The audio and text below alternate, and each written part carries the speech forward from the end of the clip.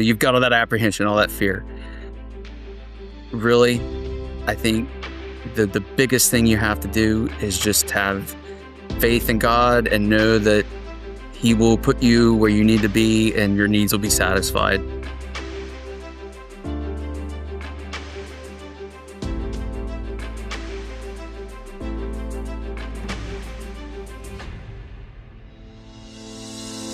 I'm originally from a little town in Ohio called Portsmouth.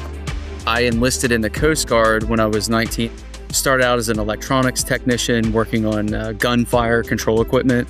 Later in my career, I started working as a cybersecurity mission specialist. I finished my career after 22 years of active duty on the cyber protection team, and what we did there was penetration testing against could be private or government entities that worked in the maritime environment.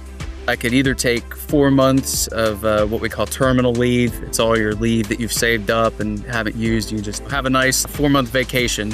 You can go travel in Europe, right? That's what a lot of people do.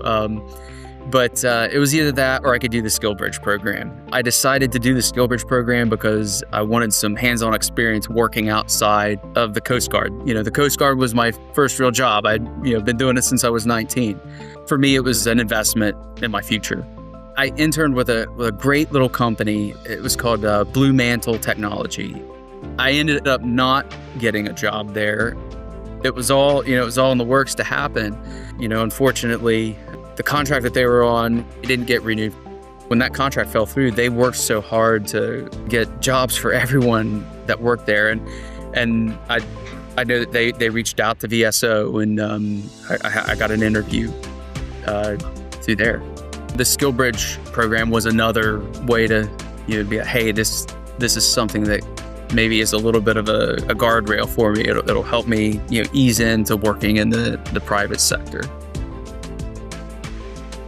It's a mentorship program. You get matched up with someone who is either retiring or getting out of the service, and they're going through now what you just went through a year or so ago. The expectation is that you meet once a month. You can certainly meet more if you want it. It just depends on you and your mentee. A lot of times they want to know about what it's like to work on the outside, and it is different for us. It's not like they don't have a clue. They want to get your insight again as someone who just went through what they're going through now. Why do ACP? It's just a way to stay connected to your fellow service members. You're still doing something for the people you've already worked with your whole life. You're just not wearing a uniform anymore.